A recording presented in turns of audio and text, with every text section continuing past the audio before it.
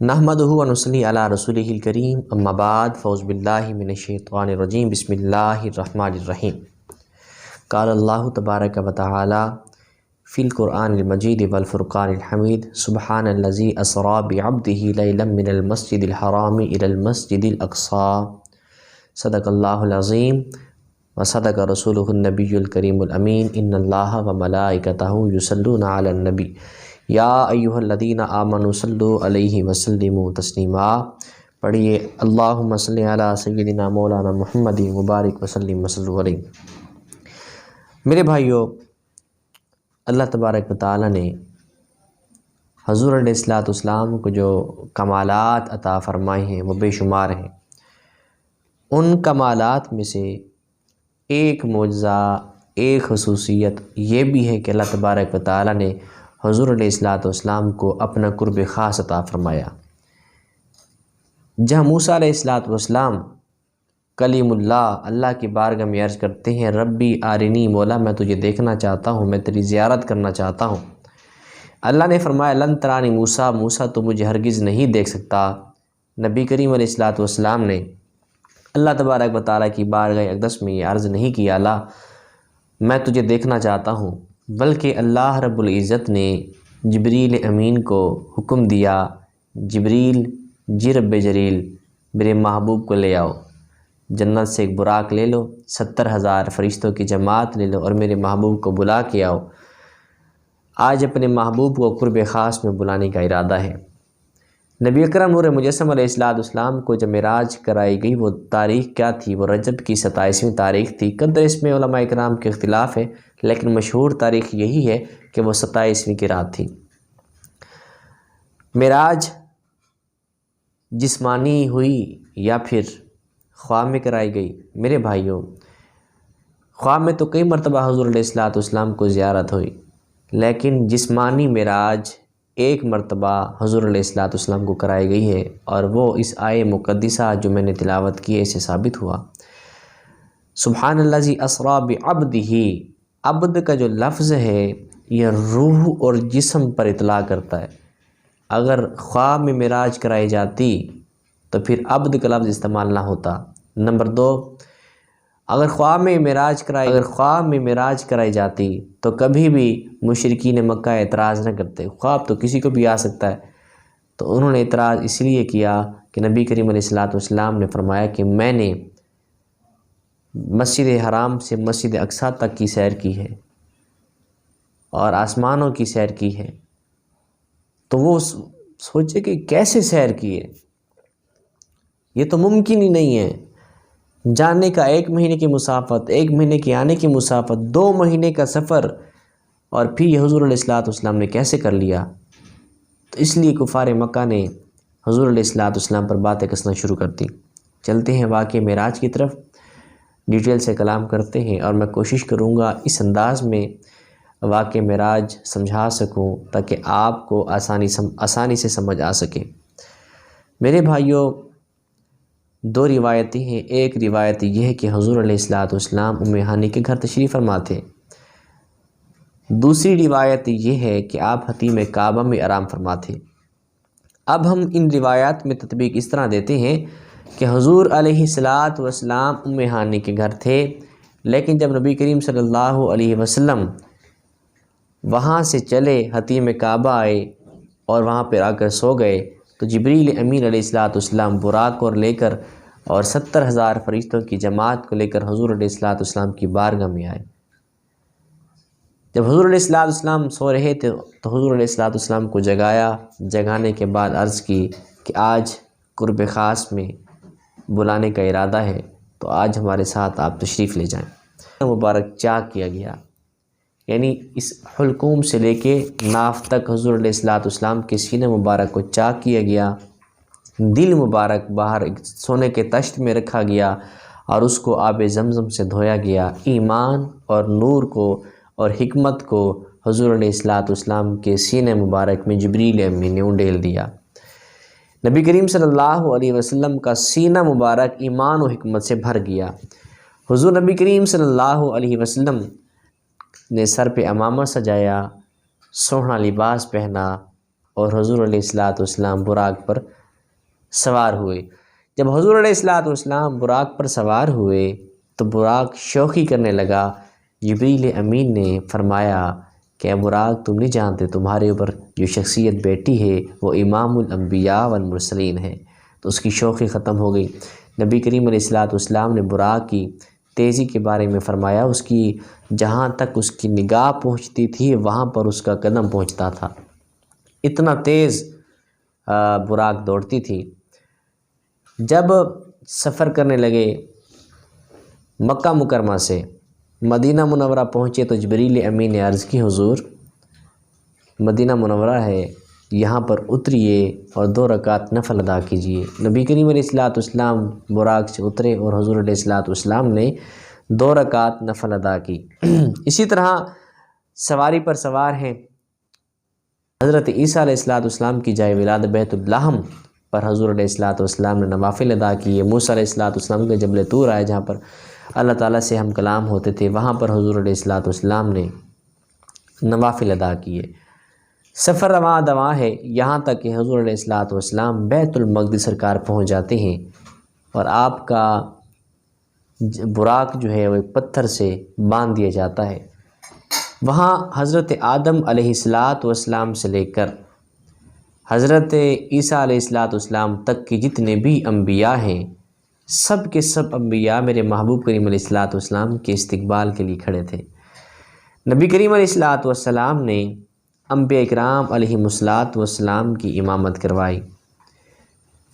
علامہ حقی رحمۃ اللہ علیہ بیان فرماتے ہیں کہ صف کی 7 لائنیں بنائی گئیں، جن میں پہلی جو 3 لائنیں تھیں وہ انبیاء اکرام علیہم الصلوۃ والسلام کی لائنیں تھیں صف کی، اور پچھلی جو 4 صفیں تھیں وہ فرشتوں کی تھیں۔ نبی کریم علیہ الصلوۃ والسلام نے فرشتوں کی بھی امامت کروائی اور انبیاء کی بھی امامت کروائی۔ تفسیر کبیر کے اندر یہ بات بھی موجود ہے کہ جب جماعت ختم ہوئی تو سب انبیاء اکرام علیہم الصلوۃ والسلام نے خطبہ ارشاد فرمایا۔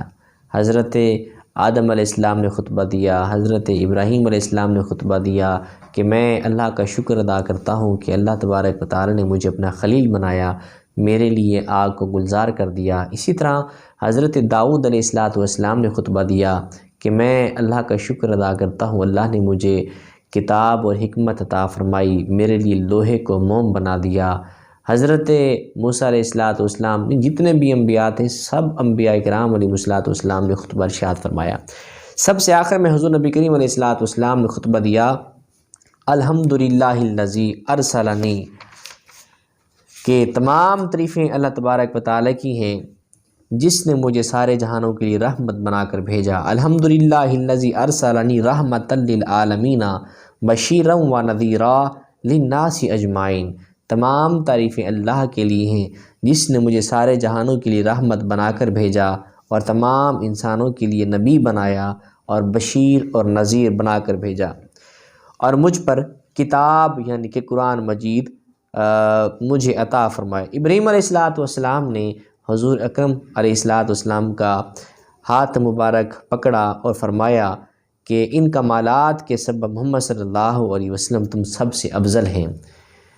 میرے بھائیوں، یہ تھی زمینی سیر جو کہ براق کے ذریعے کرائی گئی۔ اب زمین کا فاصلہ ختم ہوا، اب معراج اپنے مقام کی طرف رواں دواں ہے۔ جبریل امین علیہ الصلوۃ والسلام حضور علیہ الصلوۃ والسلام کو لے کر جاتے ہیں۔ معراج کہتے ہیں کہ روشن سیڑھی کو، نورانی سیڑھی کو جبریل امین علیہ الصلوۃ والسلام اور حضور نبی کریم صلی اللہ علیہ وسلم نورانی سیڑھی پر حضور چلے اور سیڑھی آسمان کی طرف جا رہی ہے۔ جب پہلے آسمان پر سیڑھی پہنچی تو آسمان کا ایک بواب، ایک فرشتہ ہے جس کا نام ہے اسماعیل، فرشتے کا نام ہے۔ پوچھا کون؟ تو جبریل امین علیہ الصلوۃ والسلام نے فرمایا کہ حضور نبی کریم صلی اللہ علیہ وسلم آقا تشریف لائے ہیں۔ تو فرشتے نے دروازہ کھولا، ادھر نبی کریم علیہ الصلوۃ والسلام نے تمام انبیاء اکرام علیہ الصلوۃ والسلام کی امامت کروائی۔ جب پہلے آسمان پہ حضور نے قدم مبارک رکھا تو وہاں پر آدم علیہ الصلوۃ والسلام میرے محبوب کا استقبال کر رہے تھے۔ دوسرے آسمان پر جب گئے تو دوسرے آسمان پر حضرت یحییٰ علیہ السلام اور حضرت عیسیٰ علیہ السلام میرے محبوب کا استقبال کر رہی ہیں۔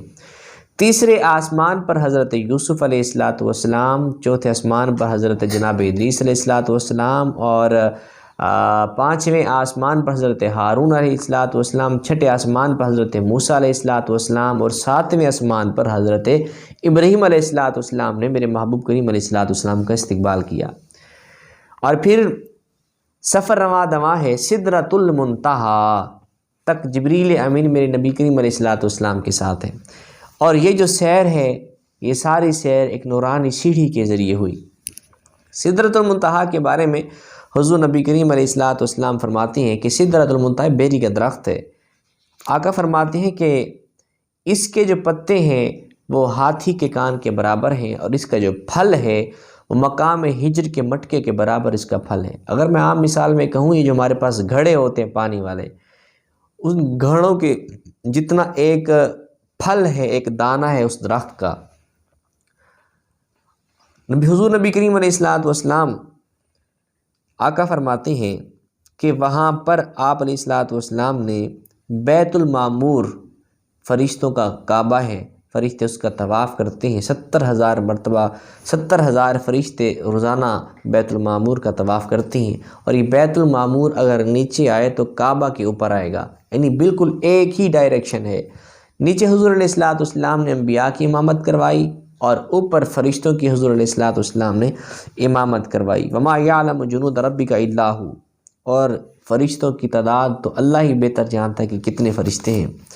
میرے بھائیوں، سدرۃ المنتہا تک جبریل امین علیہ السلام حضور علیہ السلام کے ساتھ ہیں، اور پھر جبریل امین عرض کی حضور اگر یکسر موئے برتر پرم فروغ تجلا بسوزت پرم، حضور میری تو یہاں تک میری حد ہے، میرا اختتام ہے، مجھے آگے جانے کی اجازت نہیں ہے۔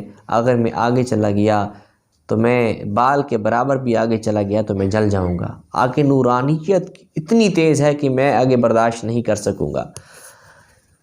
یہ معراج کے 2 لمحے، 2 مقامات، 2 سیریں۔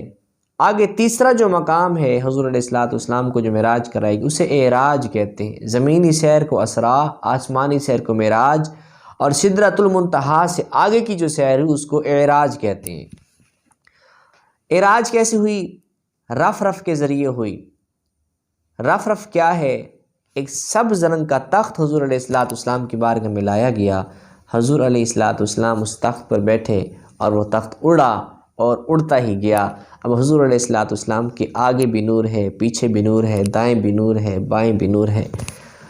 اب حضور علیہ السلام جیسے آپ تشریف لے کے جا رہے ہیں، تو پھر حضور علیہ السلام کو تھوڑی سی حیرانگی ہوئی، خوف محسوس ہوا۔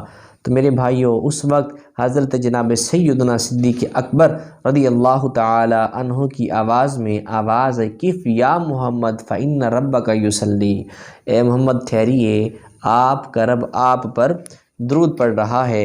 اور اللہ تبارک و تعالیٰ کا تو یہی کام ہے، ان اللہ و ملائکتہ یصلون علی النبی یا ایھا الذین آمنوا صلوا علیہ وسلموا تسلیما۔ میرے اللہ کا یہی کام ہے کہ اپنے محبوب پر درود پڑھ رہا ہے۔ میرے بھائیوں، اور پھر آواز آئی، ادنو یا احمد، ادنو یا محمد، ادنو یا خیر البریہ، اے احمد، اے محمد قریب ہو جائیے۔ حضور نبی کریم علیہ السلام اتنا قریب ہوئے، ثم دنا فتدلی فکان قاب قوسین او ادنا فاوحی الی عبدہ ما اوحی، اتنا قریب ہوئے، کان قاب قوسین او ادنا، اتنا قریب ہو گئے جیسے ہماری اب روئیں ہیں۔ میرے بھائیوں، جب حضور علیہ السلام اللہ تبارک و تعالیٰ کی بارگاہ میں گئے، عجز و نیاز پیش کی ہوگی، سلام کیا ہوگا، باتیں ہوئی ہوگی، ان باتوں کا آغاز کیسے ہوا؟ آپ اور میں، ہم سب مسلمان نماز میں اس کی تلاوت کرتے ہیں، اور وہ نماز میں واجب ہے۔ وہ کیا ہے؟ التحیات للہ والصلوات والطیبات، یا اللہ میری قولی عبادتیں تیرے لیے، میری مالی عبادتیں تیرے لیے، میری بدنی عبادتیں مولا تیرے لیے۔ حضور نبی کریم علیہ السلام نے اللہ کی بارگاہ میں عجز و نیاز پیش کی۔ اللہ تبارک و تعالی نے حضور علیہ السلام کی اس عجز و نیاز کا کیا جواب دیا؟ السلام علیکہ یا ایھا النبی، اے میرے پیارے نبی، اے میرے سونے نبی، آپ پر میرا سلام ہو۔ نبی کریم علیہ السلام نے پھر جواباً یہ عرض کی، السلام علینا وعلی عباد اللہ الصالحین، یا اللہ تیرا مجھ پر بھی سلام ہو اور تیرے نیک بندوں پر بھی سلام ہو۔ مجھے ایک بات یاد آتی ہے کہ صاحبزادہ ثاقب رضا مصطفی صاحب اللہ تبارک و تعالیٰ ان کی عمر دراز فرمائے، ان کا ایک بیان میں نے سنا، تو بیان میں انہوں نے ایک واقعہ بتایا کہ ایک دفعہ حضور اکرم نور مجسم علیہ السلام کا دریائے رحمت جوش میں آیا اور فرمایا اپنی پیاری حمیرہ سے، اے عائشہ آج مانگو، کیا مانگتی ہو؟ کہا حضور اجازت دیں، اپنے ابا جی سے مشورہ کر رہا ہوں۔ سرکار مسکرائے، ٹھیک ہے جائیں مشورہ کریں۔ میرے بھائیوں، جب اپنے ابا جی کے پاس جاتی ہیں ہماری امی جان اما عائشہ صدیقہ رضی اللہ تعالی عنہا، عرض کرتی ہیں ابا جی آج حضور نبی کریم صلی اللہ علیہ وسلم کا دریائے رحمت جوش میں ہے۔ آقا فرماتی ہیں عائشہ مانگو، کیا مانگتی ہو؟ ابا جی میں نے کہا حضور میں اپنے ابا جی سے مشورہ کر کے آتی ہوں۔ ابا جی بتائیے میں کیا مانگوں؟ جناب سیدنا صدیق اکبر رضی اللہ تعالی عنہ نے فرمایا بیٹی جاؤ حضور علیہ السلام کی بارگاہ ناز میں عرض کرو، یا رسول اللہ صلی اللہ علیہ وسلم، میرے آقا جب آپ معراج پر گئے، اللہ تبارک و تعالیٰ کا دیدار کیا، جو باتیں ہوئیں ان باتوں میں سے ایک بات تو بتائیں۔ میرے بھائیوں، جب اما عائشہ صدیقہ حضور علیہ السلام کی پیاری حمیرہ، حضور پیار سے اپنی بیوی کو حمیرہ کہا کرتے تھے، عرض کی، نبی کریم علیہ السلام مسکرائے اور جواب دیا کہ ان باتوں میں سے ایک بات یہ تھی کہ اللہ تعالیٰ نے فرمایا کہ جو ٹوٹے ہوئے دلوں کو جوڑ دے، جو ٹوٹے ہوئے دلوں کو جوڑ دے اللہ اس کو جنت میں جگہ عطا فرمائے گا۔ اور یہ بات سنی، مسکرائیں اور پھر اپنے ابا جی کے پاس جاتی ہیں، ان کو بات بتاتی ہیں، تو جناب سیدنا صدیق اکبر رضی اللہ تعالی عنہ آپ کی آنکھوں سے آنسو چھم چھم برسنا شروع ہو جاتے ہیں۔ عرض کرتی ہیں ابا جی یہ بات تو خوشی کی ہے، آپ کیوں رو رہے ہیں؟ کہا بیٹی اس کا ایک پہلو تو یہ ہے نا، ذرا دوسرے پہلو پر تو غور کرو۔ اس کا دوسرا پہلو کیا ہو سکتا ہے؟ جو جڑے ہوئے دلوں کو توڑ دے وہ کہاں جائے گا؟ جو ٹوٹے ہوئے دلوں کو جوڑے وہ تو جنت میں جائے گا، اور جو جڑے ہوئے دلوں کو توڑ دے وہ کہاں جائے گا؟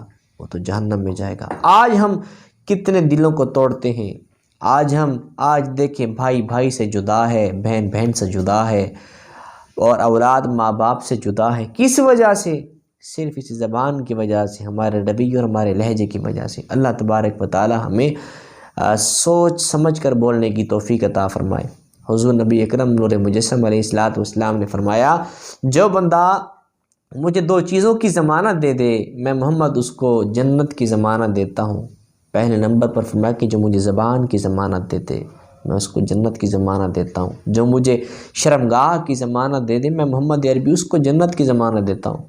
میرے بھائیوں، تو ہمیں سوچ سمجھ کے بولنا چاہیے، جتنا ہو سکے پیار بانٹیں، آپ پیارے بن جائیں، پیار دینے والے بن جائیں، آپ کا یہ نام مشہور ہو جائے بابا یہ بندہ پیار بانٹنے والا ہے، ایسے بن جائیں۔ ہاں نبی کریم علیہ السلام نے یہ بات بتائی، اللہ تبارک و تعالی نے حضور علیہ السلام کو تحفہ دیا 50 نمازوں کا۔ نبی کریم علیہ السلام وہ 50 نمازوں کا تحفہ لے کے آ رہے ہیں، چھٹے آسمان پر حضرت سیدنا موسیٰ کلیم اللہ علیہ السلام سے ملاقات ہوئی۔ عرض کی اللہ تبارک و تعالی نے آپ کو کیا تحفہ دیا؟ تو نبی کریم صلی اللہ علیہ وسلم نے فرمایا 50 نمازوں کا تحفہ اللہ تبارک و تعالی نے مجھے عطا فرمایا ہے۔ تو موسیٰ کلیم اللہ علیہ السلام نے عرض کی یا رسول اللہ صلی اللہ علیہ وسلم میں بنی اسرائیل کا تجربہ کر چکا ہوں، آپ اس طرح کریں، اللہ تبارک و تعالیٰ کی بارگاہ اقدس میں جائیں اور عرض کریں یا اللہ نمازوں میں تخفیف فرمائیں۔ ہر چکر پر 5 نمازیں کم ہوتی رہیں، نبی کریم علیہ السلام نے 5 مرتبہ چکر لگائے۔ جب 5 نمازیں بچ گئیں تو موسیٰ کلیم اللہ علیہ السلام نے پھر عرض کی، حضور میری امت پر تو 5 سے بھی کم نمازیں تھیں، وہ نہیں پڑھتے تھے، آپ پھر جائیں تخفیف ہو جائے گی۔ حضور نبی کریم صلی اللہ علیہ وسلم جب اللہ تبارک و تعالیٰ کی بارگاہ میں حاضر ہوئے، حضور علیہ السلام تو اللہ تعالیٰ نے نبی کریم علیہ السلام کی امت پر احسان فرمایا کہ وہ 5 نمازیں پڑھیں گے، ثواب 50 نمازوں کا ملے گا۔ تخفیف نہیں فرمائی، 5 سے زیادہ پڑھیں گے 5، لیکن ثواب ملے گا میرے بھائیوں 50 نمازوں کا۔ نبی کریم علیہ السلام جب معراج سے واپسی پر جب آپ گھر آئے اور اعلان کیا لوگوں کو کہ میں نے معراج کی ہے، تو سب لوگوں نے انکار کیا۔ یقیناً انکار بنتا بھی ہے کہ جب مسجد حرام سے لے کر مکہ سے لے کر بیت المقدس فلسطین تک کا جو سفر ہے وہ 1 مہینے کا ہے، 1 مہینے جانے کا سفر، 1 مہینے آنے کا سفر، اور نبی کریم علیہ السلام نے رات کے کچھ حصے میں یہ سفر کیا ہے، تو یہ کیسے ممکن ہو سکتا ہے؟ وہ اپنی جگہ بالکل بجا تھے، بالکل ٹھیک تھے۔ ایک جبیر بن مطعم نے کہا کہ اے محمد آپ تو رات ہمارے سامنے تھے، آپ تو کہیں گئے ہی نہیں ہیں، تو پھر آپ نے معراج کیسے کی ہے؟ وہاں کچھ لوگ اور بھی بیٹھے ہوئے تھے، انہوں نے کہا اچھا یہ بتائیں ہمارے قافلے تجارت کے لیے گئے ہوئے ہیں، کیا آپ کو وہ رستے میں ملے ہیں؟ تو نبی کریم علیہ السلام نے فرمایا ہاں۔ حضور نے نشانیاں دیں کہ میں نے وہاں سرخ اونٹ دیکھے اور ایک اونٹ کی ٹانگ ٹوٹ گئی، اور وہاں میں نے ابو قحافہ کے بیٹے صدیق اکبر کے مجاوروں کو دیکھا، ان میں سے ایک مجاور کا پیالے میں پانی پڑا ہوا تھا، وہ میں نے پانی پیا۔ اب وہ مقام صبح تک، مقام ثنیہ تک وہ پہنچ جائیں گے۔ صبح ہوئی، لوگ دوڑے، ان سے ملاقات ہوئی، اچھا یہ بتاؤ کہ تمہارے اونٹوں کی گنتی کتنے اونٹ ہیں؟ جتنی اونٹ حضور علیہ السلام نے بتائے تھے ہو بہو وہی اونٹ اتنی ہی تعداد میں تھے۔ اچھا تم یہ دوسرے قافلے سے پوچھا، تم یہ بتاؤ تمہارے کسی اونٹ کی ٹانگ بھی ٹوٹی تھی؟ ہمارے ایک اونٹ سرخ رنگ کا اونٹ تھا، اس کی ٹانگ ٹوٹی تھی۔ اچھا بھائی، قحافہ کے بیٹے کے جو مجاور تھے ابو بکر کے، ان کے کسی ایک مجاور کا جو پانی بھرا ہوا پیالے میں تھا، کیا وہ پانی کہاں گیا؟ کہا میں نے پانی رکھا ہے، گرایا بھی نہیں ہے، خود بخود ختم ہو گیا۔ تو وہ سوچے سمجھے کہ محمد صلی اللہ علیہ وسلم نے معراج کی ہے اور حقیقتاً کی ہے۔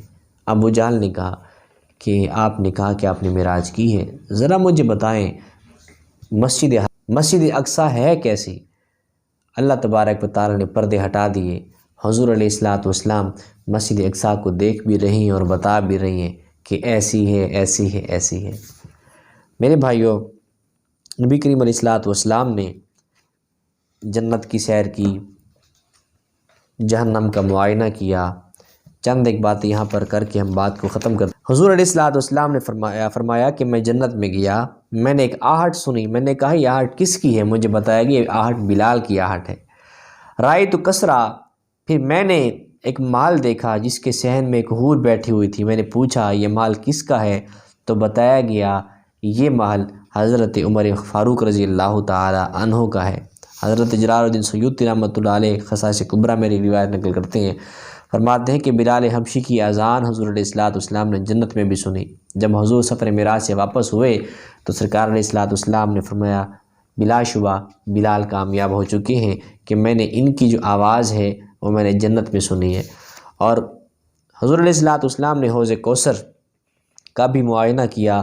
آقا فرماتے ہیں کوثر کا جو پانی ہے وہ یاقوت اور زمرد کے سنگریزوں پر جاری تھا، اس کے پیالے سونے چاندی اور یاقوت کے تھے، اور اس کا پانی دودھ سے سفید اور شہد سے میٹھا تھا۔ اور پھر نبی کریم علیہ السلام نے جہنم کا معائنہ کیا۔ حضور علیہ السلام فرماتے ہیں کہ میں نے وہاں لوگوں کو عذاب میں گرفتار دیکھا، میں نے معائنہ کیا کہ کچھ لوگوں پر اس طرح کا عذاب ہو رہا ہے کہ 2 پتھروں سے ان کے سروں کو کچلا جا رہا ہے۔ جب سر کچلا جاتا تھا اور پھر پتھر ہٹ جاتے پھر سر ٹھیک ہو جاتا، پھر دوبارہ پتھر آتے سر کو کچل دیتے اور پھر پتھر ہٹ جاتے، پھر سر ٹھیک ہو جاتا تھا۔ وہ اس عذاب میں مبتلا تھے۔ میں نے پوچھا جبریل یہ تو بتاؤ ان کو یہ عذاب کس وجہ سے ہو رہا ہے؟ تو جبریل امین نے عرض کی حضور یہ وہ لوگ ہیں جو نماز نہیں پڑھا کرتے تھے، نماز نہ پڑھنے کی وجہ سے ان کو یہ عذاب ہو رہا ہے۔ نبی کریم علیہ الصلوۃ والسلام فرماتے ہیں پھر میں نے ایک اور جگہ لوگوں کا معائنہ کیا جو جانوروں کی طرح کانٹے دار ٹہنیوں کو کھا رہے ہیں اور آگ کے انگارے کھا رہے ہیں۔ نبی کریم علیہ الصلوۃ والسلام فرماتے ہیں میں نے پوچھا جبریل ان کو عذاب کس وجہ سے ہو رہا ہے؟ جبریل امین نے عرض کی حضور یہ وہ لوگ ہیں جو زکوٰۃ ادا نہیں کیا کرتے تھے۔ ایک اور لشکر کا ایک اور گروہ کا معائنہ کیا، یہ کون لوگ ہیں جو صاف ستھرا گوشت چھوڑ کر بدبودار گوشت کھا رہے ہیں؟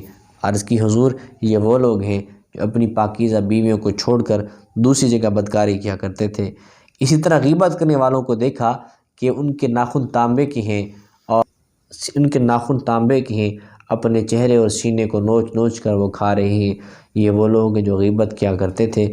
اسی طرح میں نے ان آقا فرماتے ہیں وائزین کو دیکھا جن کے ہونٹ اور زبان لوہے کی کینچی سے کاٹے جا رہے تھے۔ میں نے کہا جبریل یہ کون ہے؟ تو جبریل امین نے عرض کی حضور یہ فتنہ پرور مقررین ہیں جو اپنی تقریریں کر کے لوگوں میں فتنہ فساد پھیلایا کرتے تھے۔ اسی طرح حضور علیہ الصلوۃ والسلام نے ایسے لوگ بھی دیکھے جن کے پیٹ پھولے ہوئے، رنگ زرد، ہاتھوں میں ہتھ کڑیاں لگی ہوئیں، گردن میں جہنم کے توق ڈلے ہوئے تھے، وہ اوندھے منہ کے بل گرے ہوئے تھے۔ آپ کو بتایا گیا یہ وہ لوگ ہیں جو سود کھاتے تھے اور رشوت دیتے تھے۔ پھر ایک اور گروہ کو دیکھا جن کے منہ سیاہ ہیں، اوپر کے ہونٹ سر سے اوپر ہیں اور نچلے ہونٹ نیچے جا رہے ہیں اور وہ پیپ اور خون ان کے منہ سے بہہ رہا ہے، گدھوں کی طرح چیختے تھے۔ آپ نے پوچھا یہ کون لوگ ہیں؟ جبریل امین نے عرض کی یا رسول اللہ صلی اللہ علیہ وسلم یہ شراب پینے والے شرابی ہیں۔ میرے بھائیوں، اللہ تبارک و تعالیٰ سے دعا ہے اللہ تبارک و تعالیٰ تمام مسلمانوں کو نماز پڑھنے کی توفیق عطا فرمائے، زکوٰۃ دینے کی توفیق عطا فرمائے۔